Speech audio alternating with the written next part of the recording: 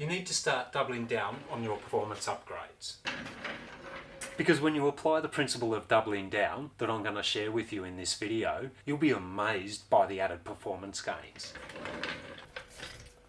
We're all guilty of it. We buy a performance mod for our E46, we install it and we think, job done. But it shouldn't be, because if you double down on that performance mod, you can take an average upgrade and make it friggin' awesome. So what do I mean by doubling down on your performance upgrades? Keep watching, because in this video, I'm going to explain how to do it, and I'm going to give you 3 examples to get you started. So the next time you go shopping for performance parts for your E46, apply these principles and you won't be able to wipe that stupid grin off your face for months. Let's kick things off with something fairly simple, and let's have a look at a short shift kit. I've upgraded to the UUC short shifter, and you'll find just by installing that short shift kit that you will certainly get a much better feel and a more precise feel, take a lot of the play out of the shifter and things like that. But you can take that to the next level. Add a dual shear selector rod to your purchase. Firstly, it's more robust, and secondly, the way it secures the pins is it has 2 sides which secure the pin, so it takes that lateral play out of the selector rod. That means you're going to get a much more precise gear change, because you're reducing all that play in the selector rod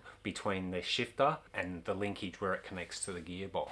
The principle of doubling down is about looking at the big picture. It's about understanding that each performance upgrade needs to work and fit together with other components. A bit like pieces in a puzzle, because when you install a performance part, it will have an effect on other components, or older components may limit its ability to work at its best. So by taking a big picture approach to your build, you can analyze each performance mod, determine how it will interact with other components, and then double down to get the best from your performance upgrade, while at the same time not placing unwanted stress on other components. While you're mucking around on the gearbox, why don't you install a set of polyurethane gearbox mounts as well? Chances are, if you've still got the original rubber mounts in there, they're beyond their use by date anyway, so they're not really working as effectively as what they should. So if you're going to have to replace them, upgrade to a set of polyurethane gearbox mounts. And the reason for that is because the polyurethane, being much firmer, is going to help to reduce the amount of movement in the gearbox or the transmission. That also is going to add to a much more precise and crisp gear change. So simply by adding those other 2 upgrades to your short shifter upgrade, you're doubling down and taking your gear changes to an extra level. And you'll really appreciate this upgrade, particularly when you're on those winding country roads and you're racing through the gears. You're going to have a much firmer and more precise gear change that you're really going to enjoy. Replacing the standard suspension on your E46 with either a cup kit or a coilover set is probably the most popular upgrade that people start with, and for good reason. It takes out a lot of the gap between the top of the tyre and the fender well, and that slightly lower stance gives a much more aggressive sort of look. So a really good place to start when doubling down on your suspension upgrades is to add a set of polyurethane sway bar bushes. These are going to work so much better than the standard rubber bushes and get your sway bars working even better than out of the factory. But also, don't forget the sway bar end links. If they've been on the car since new, the rubber components in the sway bar end links are starting to wear out, which means they're not working the way they should. So at the very least, put in a new set of standard sway bar end links. But why not upgrade to a set of adjustable end links so you can dial in the position of the sway bar and also help to keep it away from other components once you've lowered your E46. Already we've started doubling down on our suspension components, but let's take it another step further.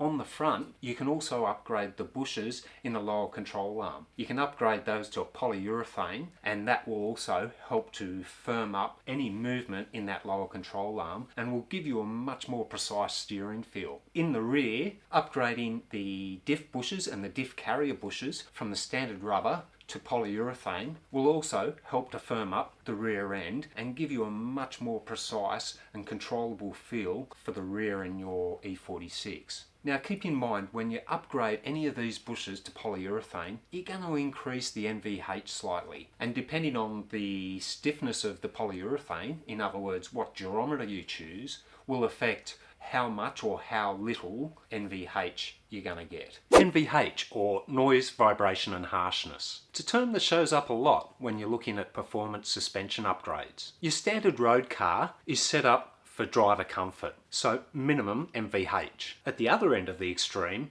is your race car, which is set up for maximum driver feedback and very little consideration for driver comfort, maximum NVH. So when you're installing suspension upgrades on your E46, the closer you take it to a race or track setup, the more NVH you're going to get. It's all about compromises. What I might find acceptable may not be acceptable to you, but there's no right or wrong answer here. It's all about the level of compromise that you're prepared to accept to get the responsiveness and the driver feel that you want. At the very least, when you put in your new suspension, you want to put in a refresh kit, or otherwise known as a cup kit or coilover installation kit. That's going to include replacement nuts and bolts, strut tail reinforcement plates, new bump stops and all that sort of thing. But don't forget about your sway bar and your diff carrier bushes as well to really double down on your performance suspension upgrades. One of the really great things about the E46 is the huge range of performance upgrades that are actually available for this chassis, and particularly underneath the bonnet. So most of us will start out with either a catback exhaust and an aftermarket intake of some description to help get the air flowing better in and better out, to add a few extra horsepower to that beautiful BMW 6-cylinder engine. But if that's where you started,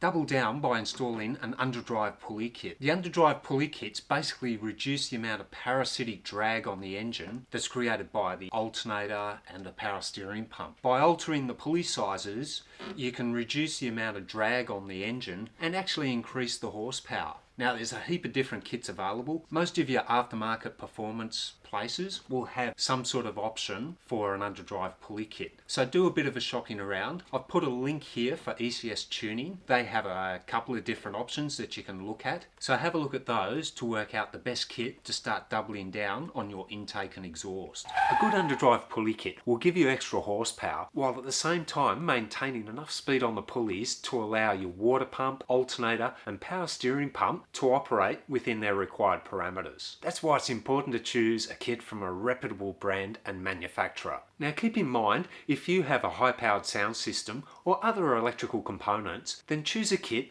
that maintains the existing alternator pulley. Either way, this is a really good bang-for-buck mod to free up a few extra horsepower. Remember, when adding extra horsepower to your E46, it's those small incremental increases that add up to make a real difference. The other thing you should look at is AFE do a throttle body spacer. That sits between the throttle body and the intake manifold. It provides a bit of a gap, so helps to put a bit more space between the heat of the engine and the cool air coming in. It also helps to increase the velocity of the air coming into the throttle body. Have a look at the link below to have a look at the horsepower increases that AFE claim that can be achieved by using that throttle body spacer. But it's a really great way of doubling down on the increase in performance from your new intake system. And the third item on my list is the engine mounts. They're very good at insulating the cabin from the vibration and the harshness of the engine. The downside is they allow the engine to move slightly. So every time you apply the power, the engine moves a little bit, and that movement is lost energy. So by replacing the engine mounts to a firmer mount, you reduce the amount of engine movement, which theoretically means you get more horsepower to the wheels. Once again, there's a heap of different options. If you go to a full polyurethane engine mount, you're going to expect to get a lot more NVH. So I've opted for the Grupp N equivalent mounts from Bimmerworld, which are a nice compromise between the liquid-filled mounts that come standard from BMW and the polyurethane. They're basically a solid rubber, and they're the mounts that were approved for Group N BMW E46 racing. A really good compromise if you don't want the NVH that the polyurethane's going to get you. Once again, there's a link below, so check it out and see which engine mounts are going to suit your needs and your driving style. Leave us a comment down below with your suggestions for doubling down on the upgrades for the brakes on the E46. I'd be really interested to see what you guys can come up with applying these principles to the braking system. Now you can use maybe some of my older videos as reference to get some ideas, but I'm sure you can come up with a few suggestions for us that we can share with other E46 owners to help them out on their performance upgrade journey. Also, don't forget to hit that like button if you've enjoyed the video. It really helps out my channel if you do so. And if you haven't subscribed as yet, please subscribe and ring the bell so you get notified the next time I upload a new video. If you want to learn more about performance upgrades for your E46, can I suggest you watch this video here? Or if you'd rather watch the video that YouTube thinks you'll enjoy the most, well, you can watch this video here. Either way, I've enjoyed your company for today. I look forward to reading your comments. But until we meet again, look after yourselves, stay safe, and TTFN.